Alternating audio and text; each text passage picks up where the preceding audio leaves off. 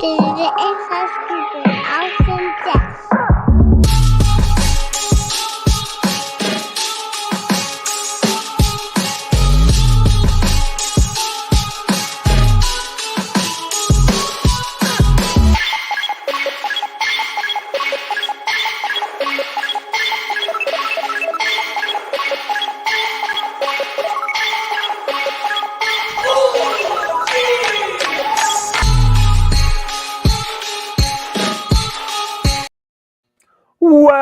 Welcome, everybody, to another episode of Inside Scoop with Alex and Jeff. I am Alex Dingman. I'm Jeff Doss. What's up, guys? How's everyone? Hope insiders are doing great. We are excited. Another week. We had a great episode last week with our part 2 of our forums forum and really sharing just some fun stuff, some fun hot takes on different things going on in sport karate.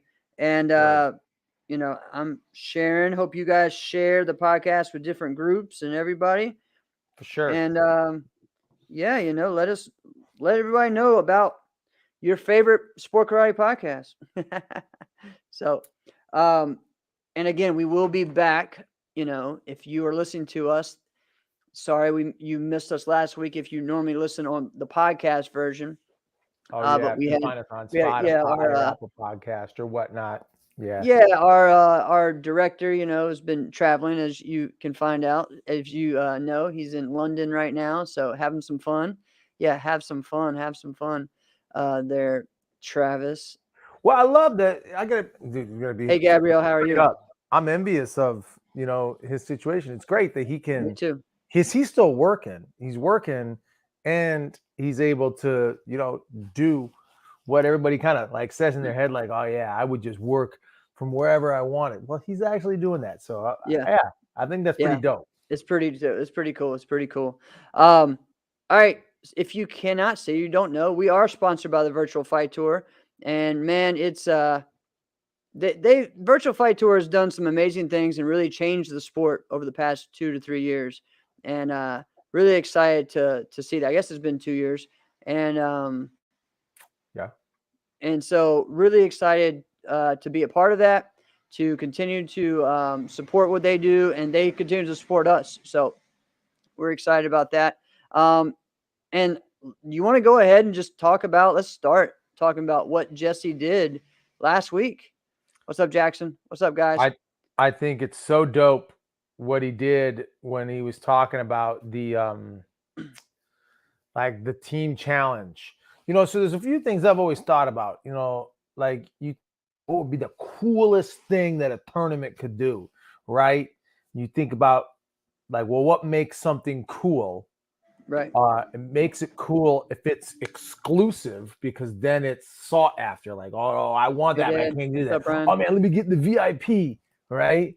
You know, you ever go to the club? Well, when you would go to the clubs, which, by the way, if we ever get to it, I actually went to a club last weekend. Oh my God. What is a whole nother topic? It was a whole nother thing. It was wild. I was the oldest person in there by like 20 years. But anyway, all right. Another day, another dollar. All right. Anyway, so you go to like the club, you there because you want to go and you want to hang on, you want to be around people, and you want to have yourself a good time.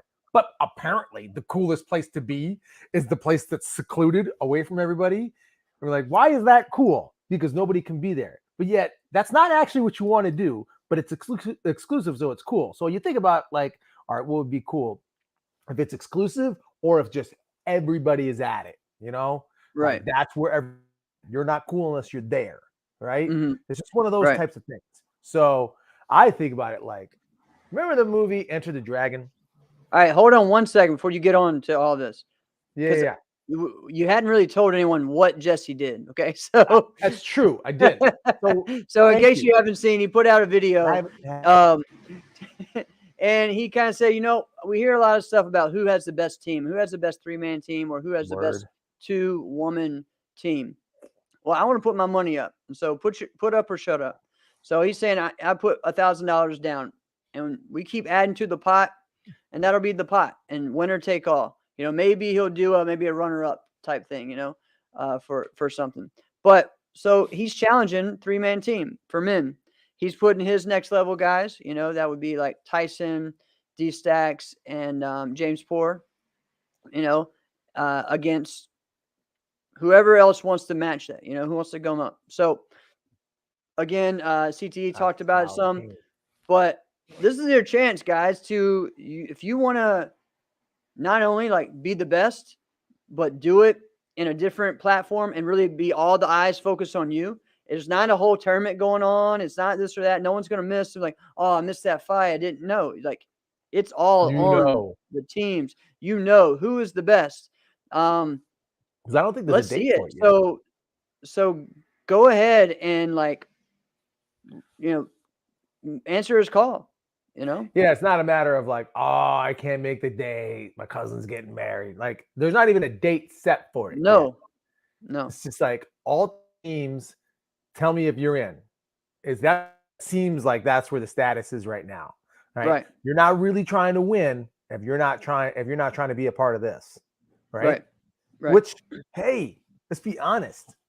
Some teams aren't. Like, we hear this all the time. Like in football, your favorite football team, they might not be trying to win any games.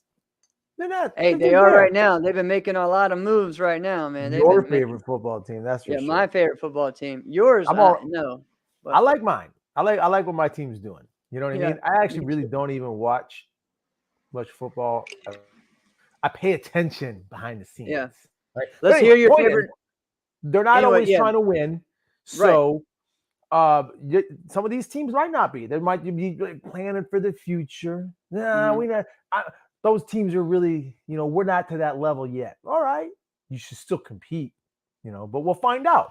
Right. So who do you guys in the comments? Who do you want to see step up to this challenge? Versus next level. Who's the team that you want to win it? As I was starting to talk about earlier. Remember that movie Enter the Dragon? Yes. When it was like an invitation only. I mean, they all kind of take place in the same. Around that time period, martial art movies, they were all taking place with the same thing. It was this tournament in Hong Kong, where everybody had to go to, and it was invitation only. You had to take a rickshaw to get there. Right? It was on the secluded island. All right. And then there's tournament, right, where there's one favorite, whoever it's going to be. Heck, Bloodsport was basically the same thing, right? Yeah. So anyway, but the fact that it was like invitation only was pretty cool, which we could do. It could be something like that. I don't think that that's the case, but then someone would have to accept the invite. And I think it should be, maybe Jesse does it that way and says, listen, I've invited these teams. Now it's out there. Right. You got to say something about your invitation. Right. Everybody knows you were invited. You know what I mean? But who are some of the teams you think will do it? Put up or shut up. He's saying John Claude's saying that they're going to do an individual version of this too, possibly. So, kind of cool. Well, that's kind of what VFT is. Really? Yeah, that's true. It kind of is, but I think they're saying you put up your own money. So. Yeah, well, I think that is. I think they're talking about tournament style. I was just going to talk about that, Jackson. So he's saying this kind of has a vibe of New England Open one year. Yeah, and I think it was 2013 or 2014. But we went there. I went there with Team Proper that year. It wasn't a buy-in, but pretty much everyone. And he's saying in weapons or whatever. Didn't Joe? I'm talking about this actually happened in team fighting that year. Every top team was there. There was about 9 teams. Still, with the money he was given, it probably should have been more. But every top team was there. You had Impex, you had Straight Up, you had All Stars, you had Proper, you had let's see, there were some other top teams there as well. I'm just trying to remember at the time. JPM had a team. All these guys, several teams from Canada were there. Lots of different ones. So it was really cool to see there. I guess it was before Hayabusa, so it might have been a Alliance team. I think is actually fought there. But it was a great, just an amazing tournament, and Joe did an awesome job of putting. I think he put 5,000 or something like that, or it was 3,000 and I think this 1,500 was like, for yeah, I think I remember that. I for think this was like runner-up. 2013. Yeah, and they gave runner-up a big prize as Yeah. well. But man, I mean, it was awesome to see all that, and that's kind of how I feel. This could be, but again on a different platform,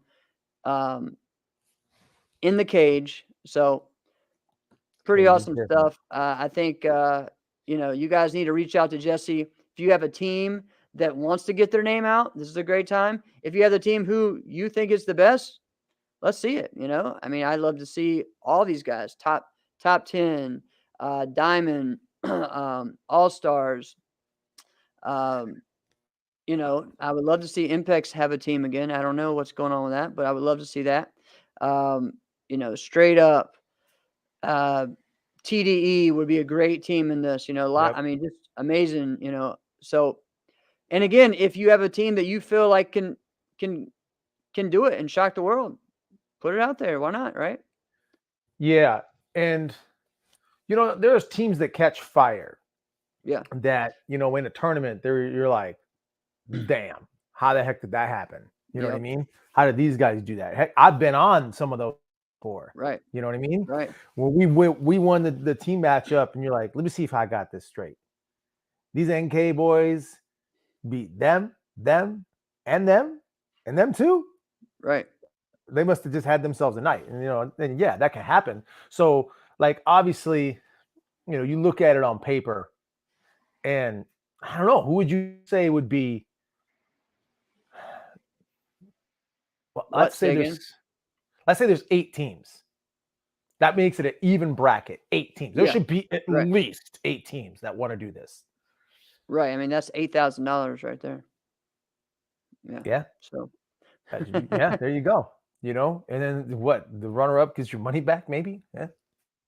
Yeah, or you do like everything- 6,000 for the winner and 2,000 for runner-up or something. You know what I mean? So.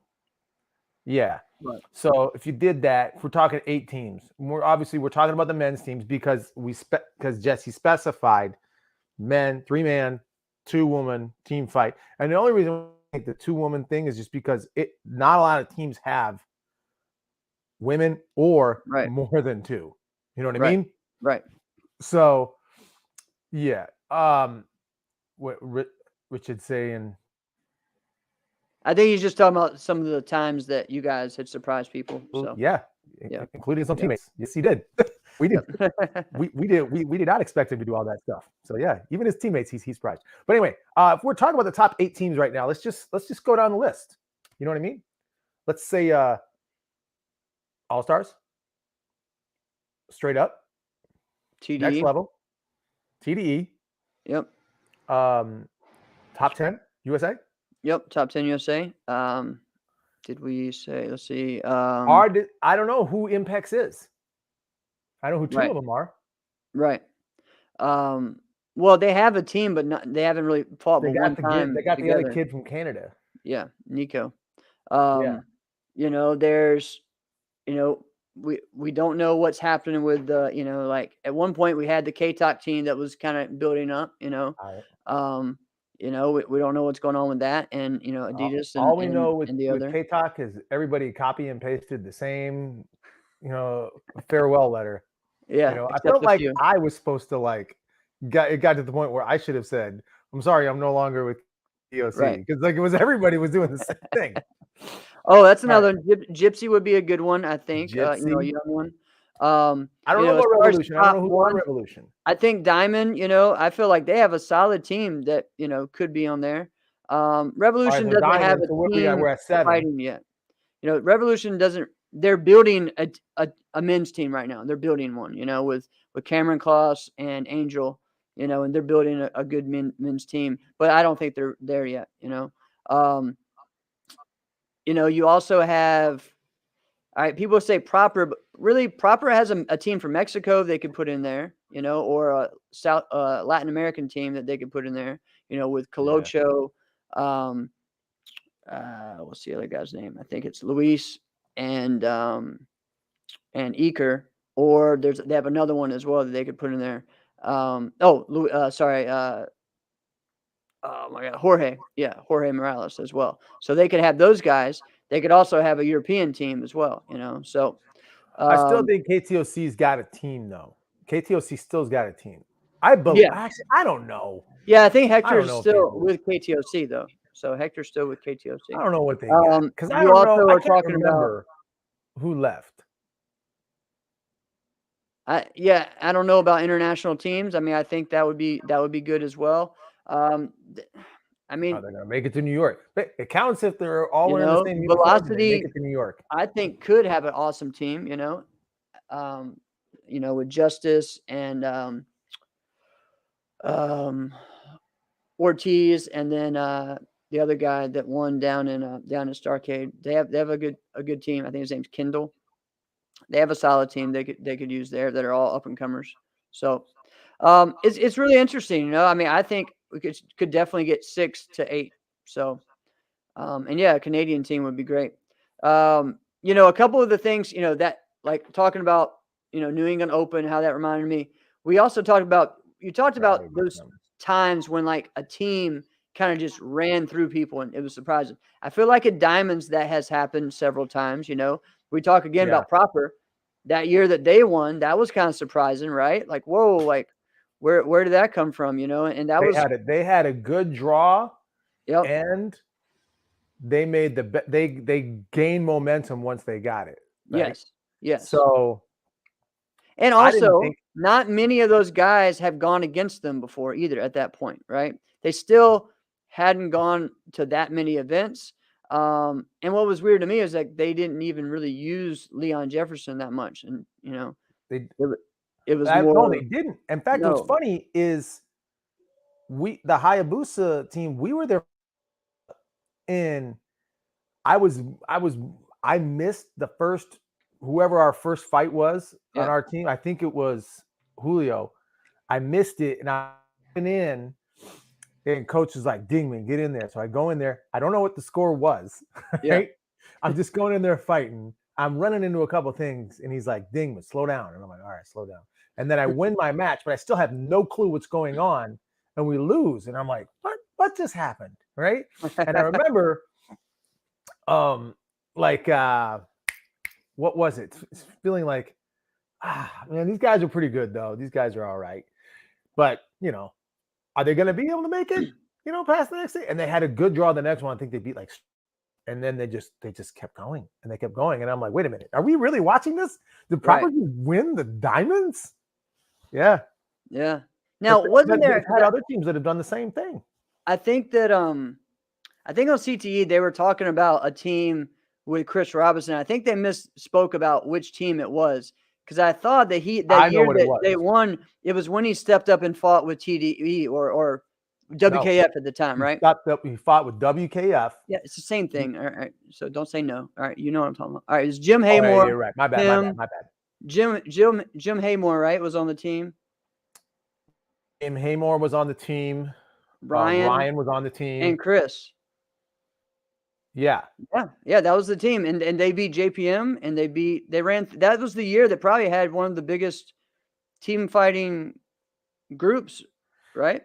Yeah, there was like a 2-3 year stretch where the battle had the best. Yes, you know, Chris Robinson, and at that time I remember because I don't think he was a black belt yet. No, he wasn't. He wasn't a black belt. But he was fighting. He had this really delayed defensive roundhouse kick, right? That would catch people to the head. Yeah. And I think when you looked at him at first glance, you would not think like a kick to the head is coming, but he had this weird delayed roundhouse, like defensive, like leaning back roundhouse kick. And he caught like almost every person that he fought with that. Right. So nobody knew what to expect with him except for his intensity, right? Which is great. Right. Yeah. So that was a great example of just a team that was just kind of caught fire. Yeah, just caught fire, and people didn't really. When you went there, you weren't thinking this team is gonna, you know what I mean? If they had their normal lineup, maybe, but they didn't, and they did, and they took out everybody. So pretty amazing. All right, since we just mentioned intensity, all right, we're gonna go ahead and we'll go back to team stories because we can get in all of this, guys. And again, if you saw my status let me know what kind of stories you want to hear. We got lots of them. But this kind of thing kind of went out of something. I watched a forum. I don't want to get into names, but a forum that a lot of people were sharing a video of, right? And just amazing degree of difficulty. Good technique. But for me, it's just something's missing, and I feel like no one really calls that out or touches on that. And it's intensity and it's presence, it's facial expressions. Word. And I feel like we've focused so much on on degree of difficulty, on that's it Skill really. level. I mean, what are you gonna say? Skill level in some ways, yeah, but it doesn't matter unless you actually put something behind it. You know what I mean? Right. And this happens in forums, and as well as like I want to know who had the best intensity in fighting you've ever seen. Like I feel like that's something we need to see more of is intensity. For the past 5 to 10 years, I've said this, and even some top competitors who have won many overalls, more overalls than any of us have ever dreamed of, I still think need to be more intense. And for me, it was funny because you would watch these divisions and you would be like, man, that was so intense, everything, seeing their musical form. And then when they did their extreme or their creative form, it was like, what was that? Did they forget to bring their other person or their teammate with it? You know what I mean? It was like watching someone who did a team form and then like they're missing their partner. It's kind of what it looked like. You know what I mean? Like where they just have no intensity. And so for me, it's just like, man, like where is this at? So some of the people in forums and in fighting, the best intensity, yes. Ty, I agree. Kevin Thompson had amazing intensity. I loved it.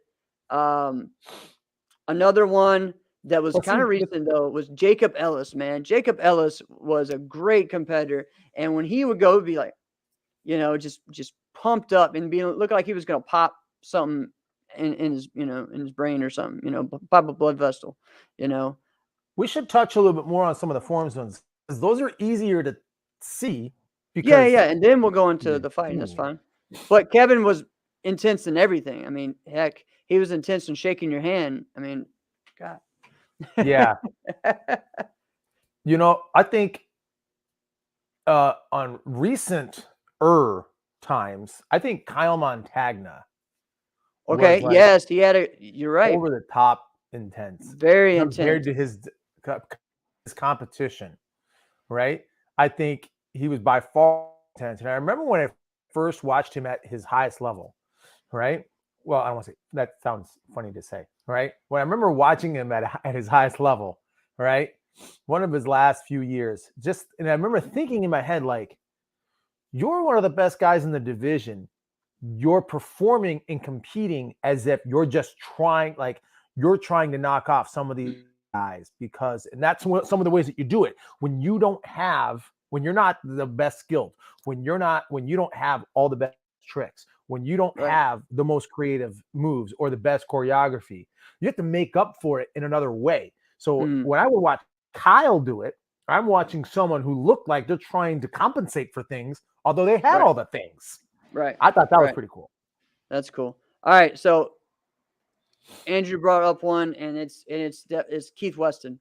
So Keith Weston, the first time I saw him compete was I've heard of him, read about him in the magazines, but I think it was 1998 Junior International. It was the first time I got to see him. And this dude had at this time, he had the longest intro of all time. Like he literally walked like slow motion, eyes intense, just bugging out, bows in. And as he's bowing, it's like, like the intense breathe out, old school kind of, like overly selling the breathing, right? And it was intense. And then he just popped that freaking bow and the whole place shook. Dude, he is the most intense person. And then he took it to a whole nother level with all the extra breathing and stuff. And literally, his face would turn so red And one year, Sport Martial Arts put out a video of his form, and they kind of did it, and then at the end they made a graphic where his head just blew up. It was hilarious. Oh, I remember that. Yeah, Yeah, but that was funny. yeah, so man, I mean, he was awesome.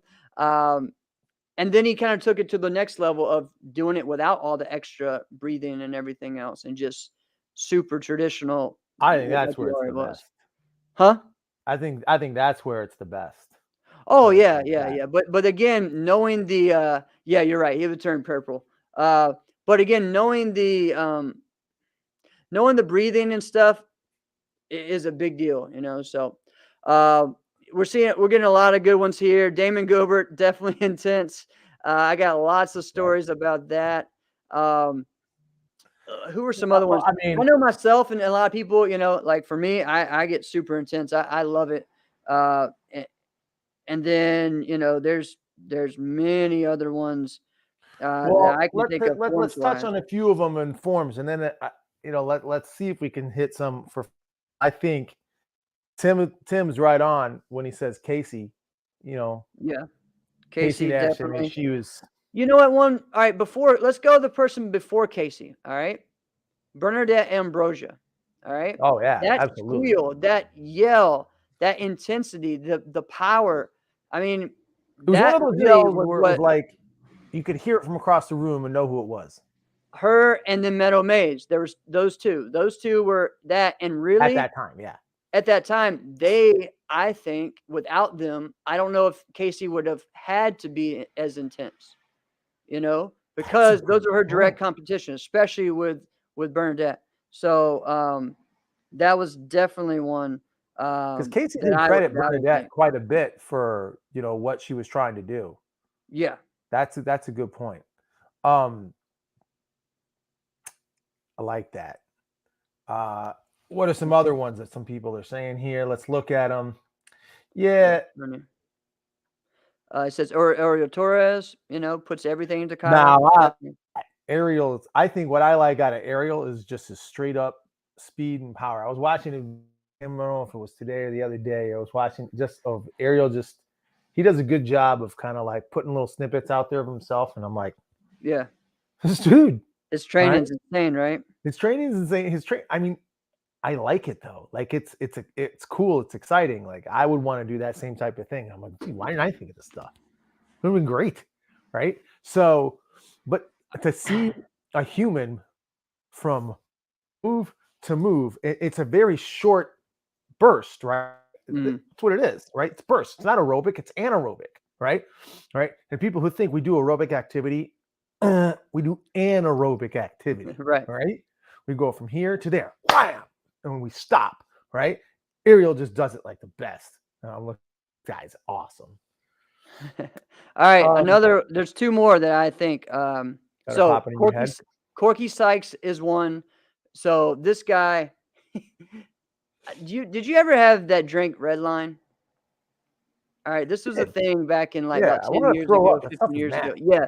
And he would have one. A lot of the competitors would have those, right? Around like that 2005 to 2007, 2008 range.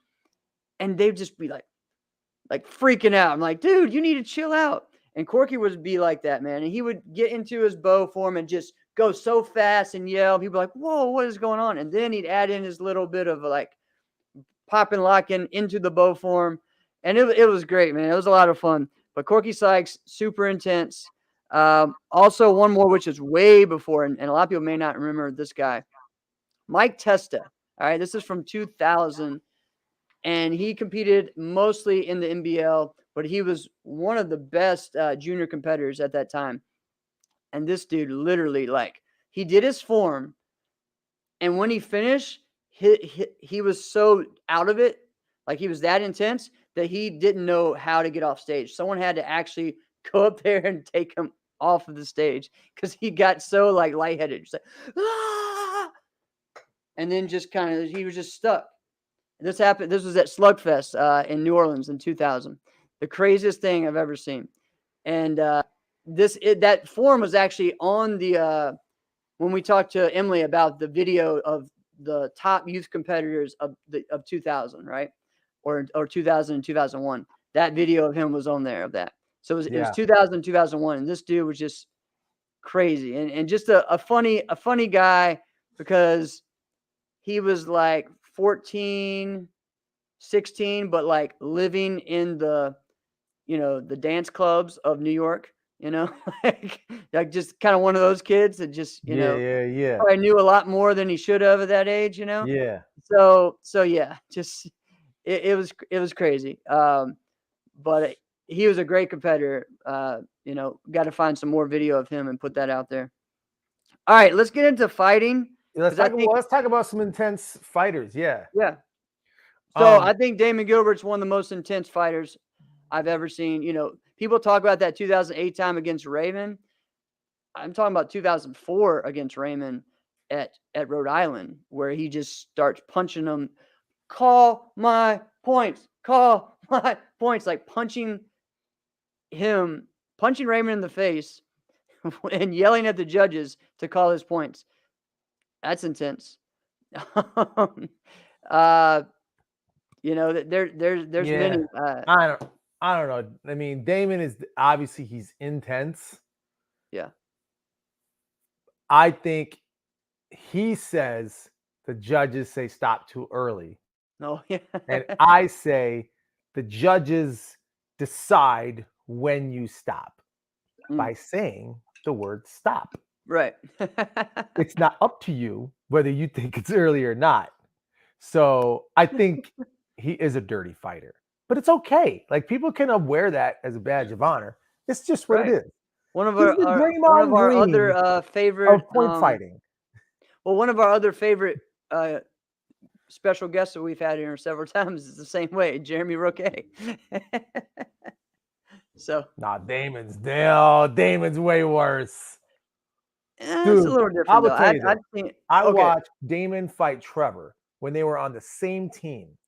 Right? Oh yeah. And Damon fights with his right and Trevor fights with his left. And it's like, all right, we're going to see this. Trevor picks up that super high chamber, and here comes Damon and just back leg front kicks him right in the nuts. Right? There wasn't even anything. It was an odd year. It was an odd year, okay? There was no two ways about it. It was an odd year. Ground kicks are legal in odd years, okay? It was at the Diamonds. And I'm like, what just happened? Right? And what does he do? He goes back to the line. All body. I'm like, oh my goodness. No. Oh man. That was all balls. There's a lot of good ones. I mean, it's hard thinking right now, but yeah, I think Kevin Thompson is one. Willie Hicks is intense. There are different guys because there's different ways. There's different. Yeah, intensity. Exactly. That's what I mean. Like there's different types of intensity on that with fighting. So Willie's got an intense look as well. What I love about the way Willie fights is he's into it in all aspects, right?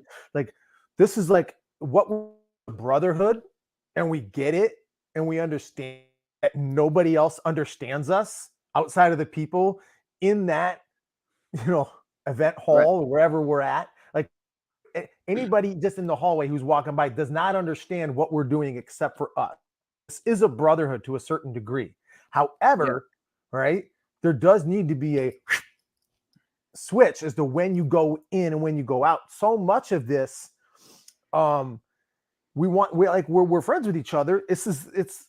We're around each other all the time. So it's hard sometimes for people to just turn that off. Right. Right. I feel like Willie does that pretty well. Right. Yeah. And he's always competing, even if we're just hanging out. Right. He's talking about how he wants to beat you. He's talking about how he beats you or what he's going to do to you next. Even though it's just jokes, he's always competing. I love that. Oh yeah. Yeah. Right? No, you're right. He's super intense. There's someone else that I'm thinking of that I feel is like that as well. And sometimes I don't know why. Chris Robinson's definitely one of them I could think of. Oh, absolutely. Yeah. I mean, again, he comes from Willie, so the hype is there. I feel like, but those guys, like, they're not even just intense when they're competing. They're intense when they're fans, when they're coaching, when they're at the event. Yeah, they're just intense people. So yeah, lots of good stuff there. We'll have to bring up some more. I'm sure. There's a lot of old school ones. Yeah, for me. All right, here's an old school one that I'm going to bring up, and he says this all the time. And it's Jay Bell. Jay Bell was an intense competitor, and he would fight you into the stands just to make sure he was the last one to get the hit. You know what I mean? And done it several times. And so Jay Bell was an amazing competitor. Look some of his fights up from the 80s. They're online on YouTube. That was when he was probably about, because I think he started getting into it the late 70s. But right when he was first into the early, but then he went into the late 90s, and really he pushed Brian Plimple to be the fighter that he was later on. Brian Plimple was a pretty intense fighter too. Yeah, and he was an intense fighter too. As Jay was kind of fading out, Brian was coming into his own to being that next fighter of the Southeast. So, great fights. Let's talk about Brian's. I don't know how you talk about intense fighters without talking about Brian Ruth. This dude, I mean, from the moment he hit the adult division at 15, to the last time I think we saw him fight, which was like 2015, right? What was the last thing he did? Man, I felt bad for Trevor.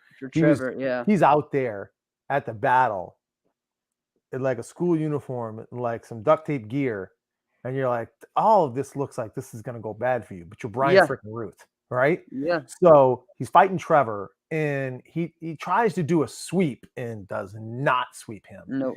He just kicks his knee out, and I think it tears Trevor's like MCL is what happened.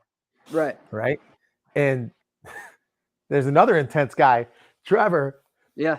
Trevor just looks up at him from the ground. I was like, what the hell, Brian?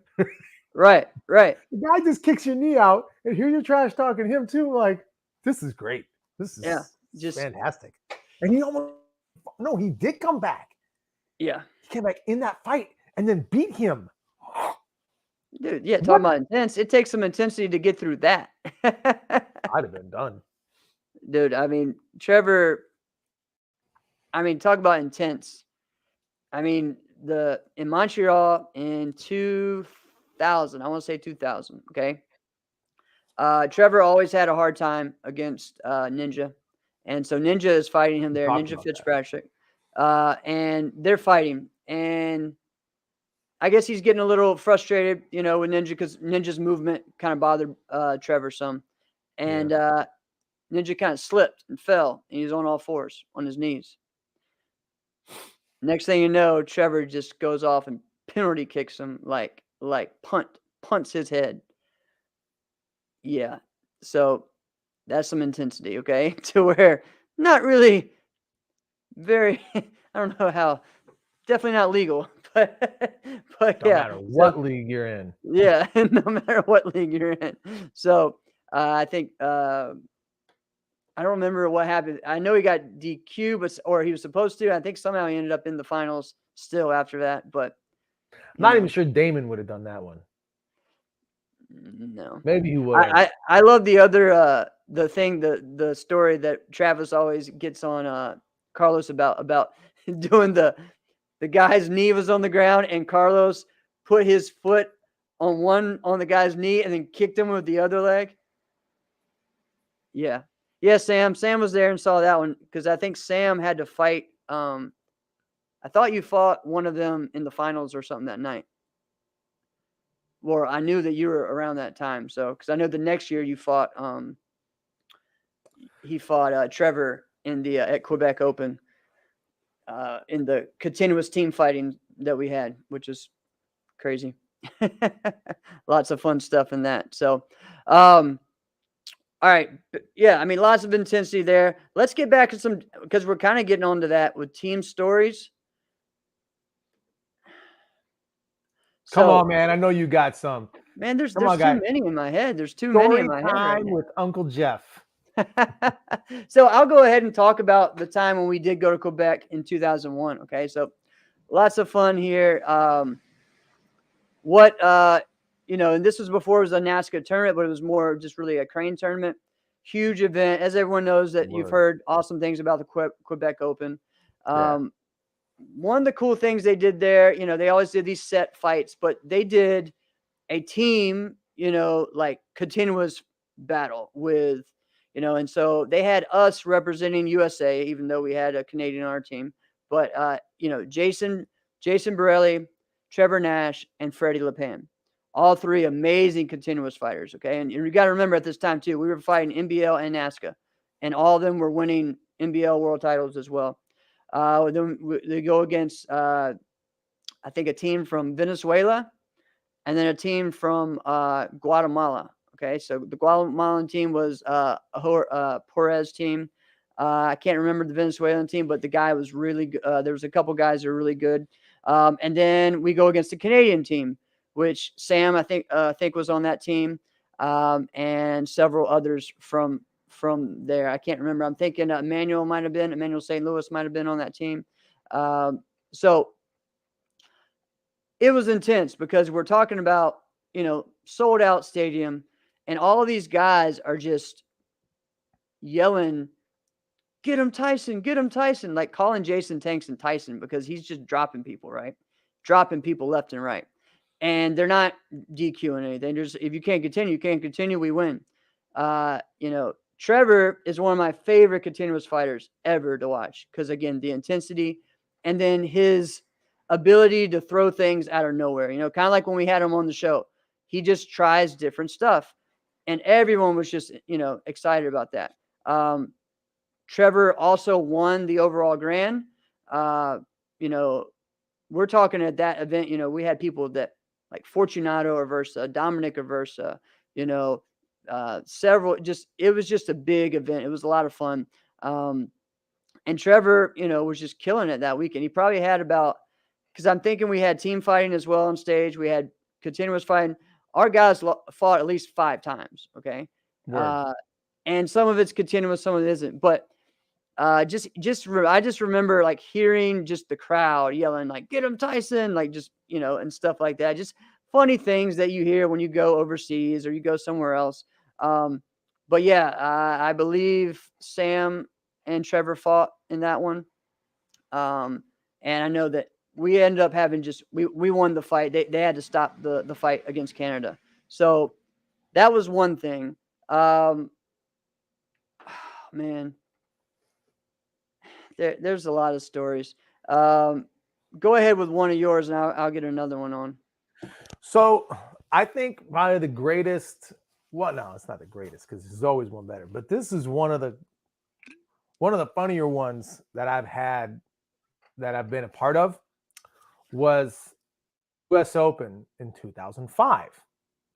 The reason why this one was so interesting was because just before that, like, Larry Carnahan comes out and decides, "Hey guys, there's a new rule and we're implementing it right now." I'm like, what is that? Like, you can't switch teams and then fight for a different team. Like, excuse me. Because this was the year after the whole, like, when CJB like dropped out and got back in thing, right? That was 2004. And then 2005, this was correct. The next one. Yeah. Correct. Yeah.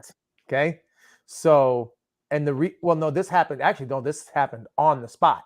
Because straight up decided, Jack Felton's here. Let's fight with Jack Felton.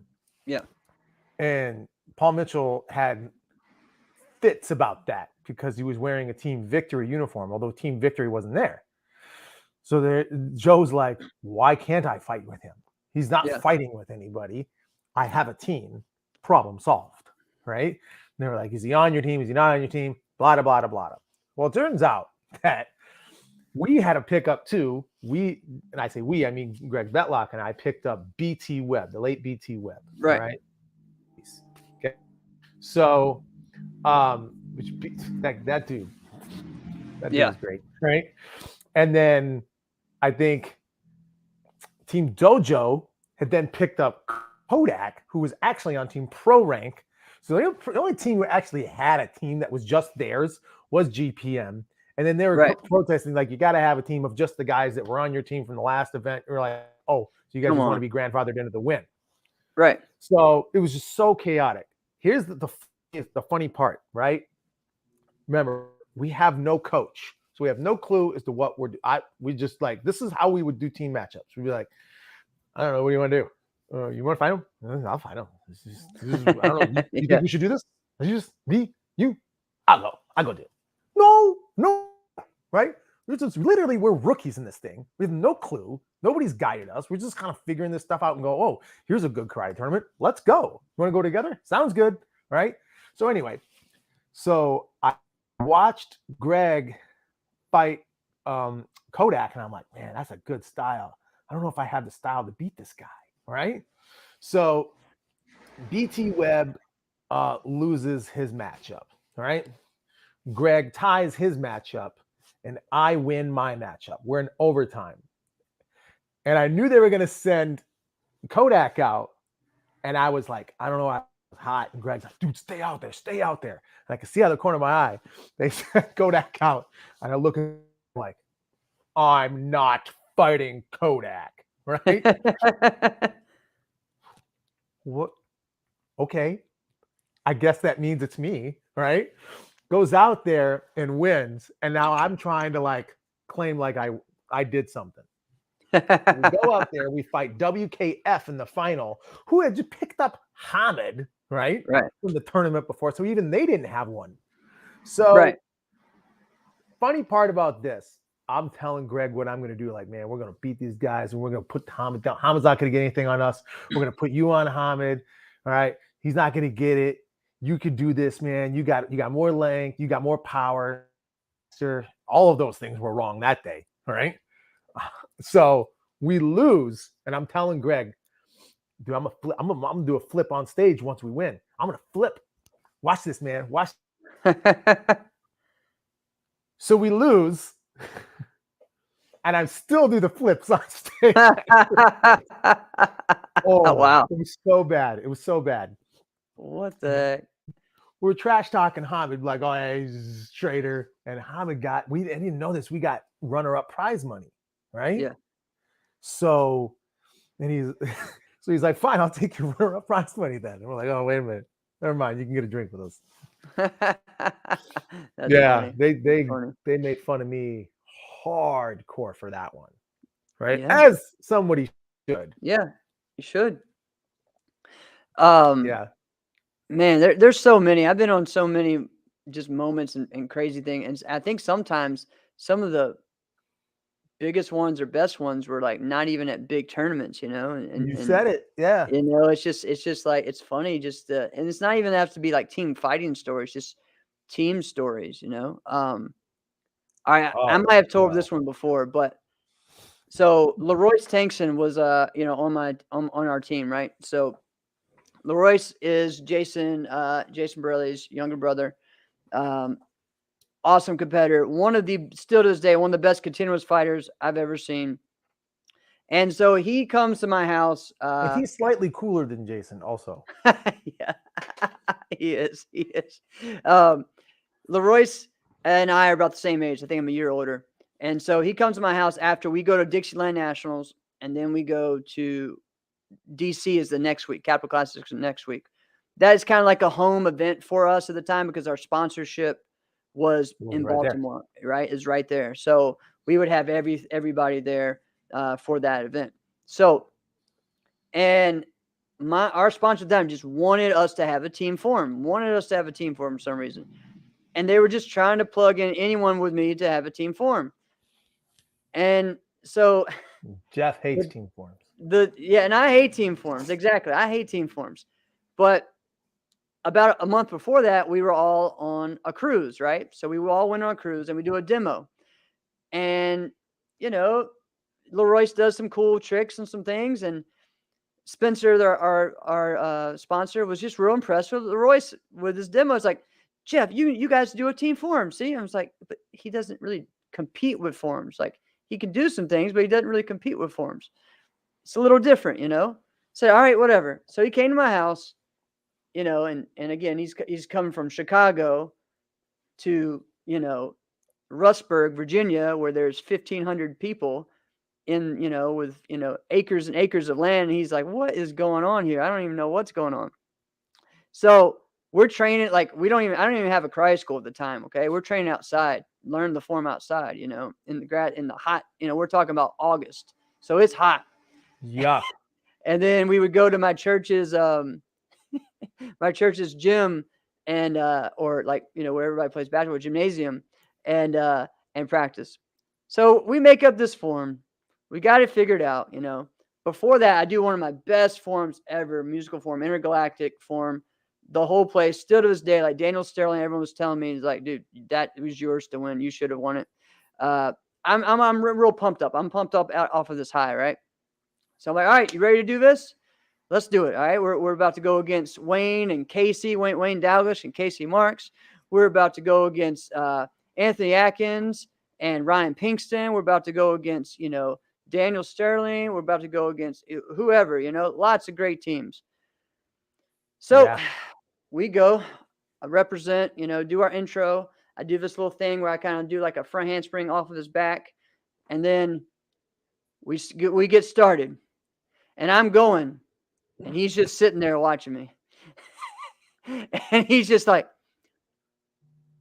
yeah, this way, wait, oh, yeah. And it literally just is him following me, but like 5 seconds afterwards. And he's just sitting there like, I don't remember it. He just froze up. And I'm just like, all right, we just ending this? Yeah, let's end it. All right. We just bowed out. And everyone's like, I'm sorry, Jeff. I'm like, guys, that's why I don't do team forms, okay? This is why. Oh my gosh, would that be aggravating? This is why I don't do team forms. And again, though, like, I probably messed up too, because what happens sometimes, because I've done this before, where I did team forms with a friend of mine, Mark Farringer. We were going to do this, and he was on Team Elite at the time. And he was another good competitor as well.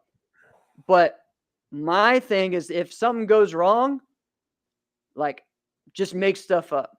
Well, you can't do that with teams, right? You can't do that with team forms because you have another person that doesn't, your brain is not connected to them, right? There's no mess up. There's no mess up option. Just don't mess up. So, and I was just like, oh, we forgot. Well, I'm just going. In the early 90s, you could do that because not everything was sync, right? In forms. But couldn't do that no more. So yeah, so that's a fun one. And man, I mean, everyone gave Royce hell for that the rest of the week. Lots of fun, dude. That was just crazy. That was Damon's first that was his first tournament on the team, right? And he's all like, man, we got a great team. We're all ready. And then he's like, I don't know what the heck that was. Don't do that again, Royce. Don't ever do that again. And Royce and him ended up being real good friends because Leroyce was like the mini version of Damon, right? They both had like 12 packs and, but Leroyce was like 5'4" and Damon was, a lot taller and bigger. but yeah, so that was a fun one. That was also the first time where that was the first time I really got to meet Damon. So Damon Gilbert, Alex is frozen. So I'm going to keep talking about this. So if people don't know, Damon was getting picked up on CJB. And at the time, him and Brian Plimple, who was one of my good friends, had one of the craziest rivalries there was. And it was intense. And they would get into brawls every tournament. And so I was just kind of not really sure about that, right? And so Damon comes in the middle of the night and comes into our room, sleeps on the floor. And I'm just kind of like, man, I don't know about this guy. Let's see. Do we got you, Alex? And so I was actually not definitely afraid, but I just wasn't too sure about having Damon Gilbert on the team. He was intense and he kind of scared me a little bit. And, but I just remember that and telling him that, like, dude, I didn't even know if I wanted you in my room. I was kind of worried about it.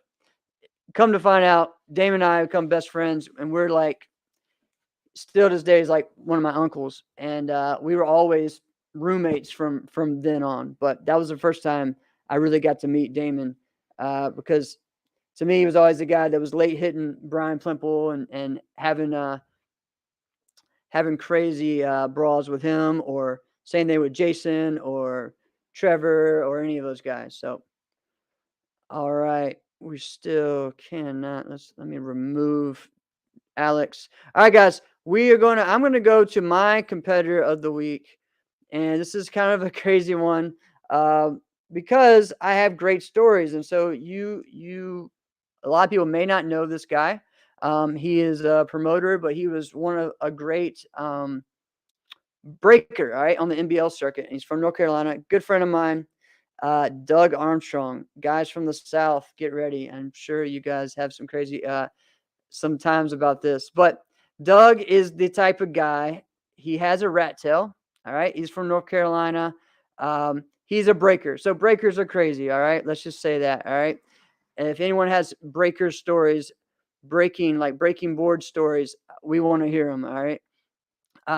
Doug has his school, MVKC, Mountain View Karate Center. He's the type of guy, not just breaking. All right. If you see breakers, right, they add in things that they see from katas, like all the yelling and the intensity and everything else. But then they add it to the breaking, which makes it really crazy, you know? So every time they do a break, they finish it. Him and his whole school are just, yeah, like that's the intensity that we were talking about earlier, right?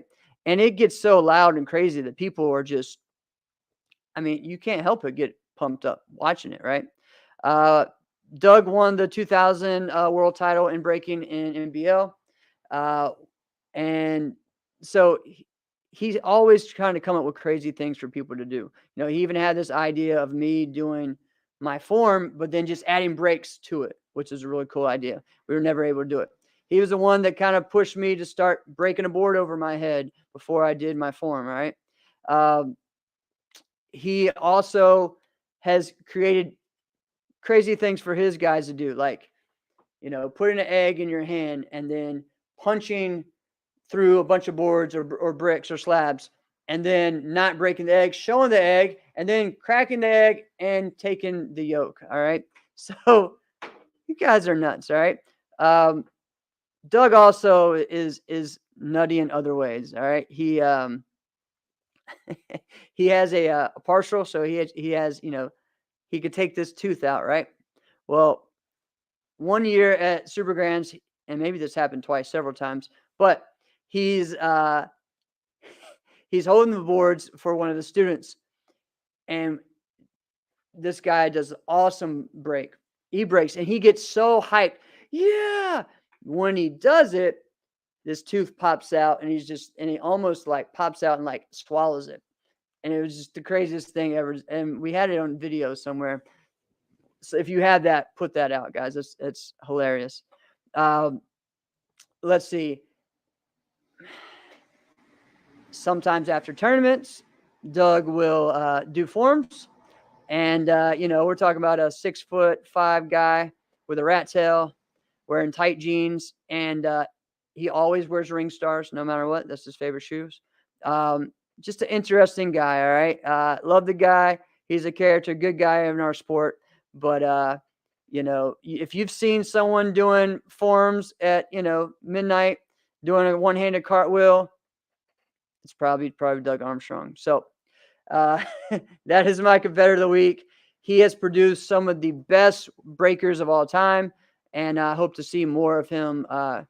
You know, the more he's just an awesome instructor and a great guy. So always has a great tournament in Hickory as well. So Alex, I don't know if you're still there, bud, but I guess not. We lost Alex today. But anyways, guys, thank you so much for checking out our show.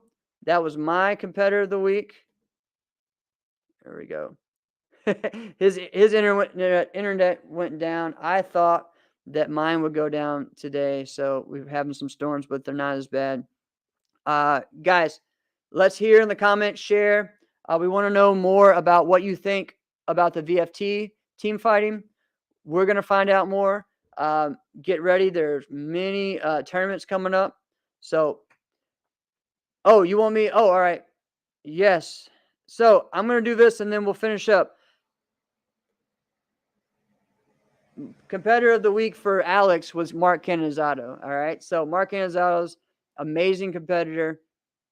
This guy, and I'm sure Alex will write a little bit in the comments, and I'll just say, some things that he wants to do. But Mark right now is a great stunt performer, in many different things. I think he's in Georgia right now. Great competitor. And I think that Mark, was the first competitor ever to do a 1080 in a form, and of course on stage.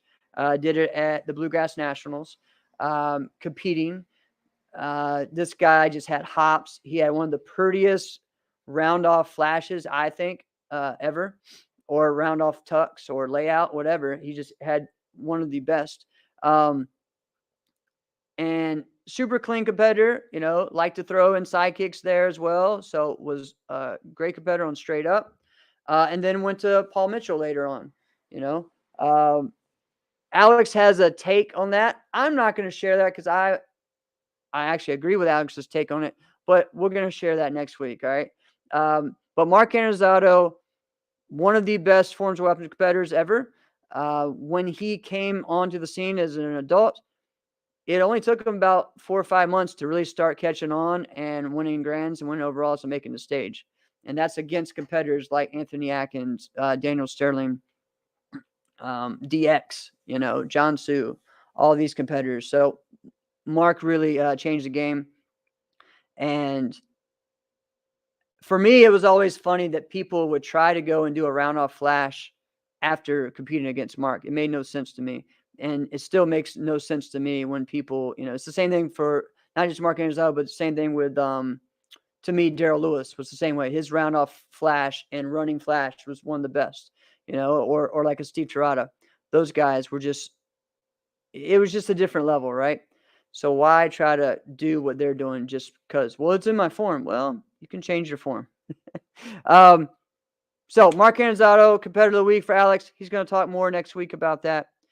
Thank you guys for messaging us. Yes, Anthony Atkins, amazing competitor.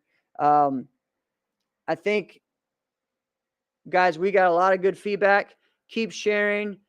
We want to hear more. There's a lot more to talk about, all right? But and that we actually had planned today. But it's all right, time to go. Check out VFT. Check us out next week. This has been another episode of Inside Scoop with Alex and Jeff. See you guys next week. Have a great night.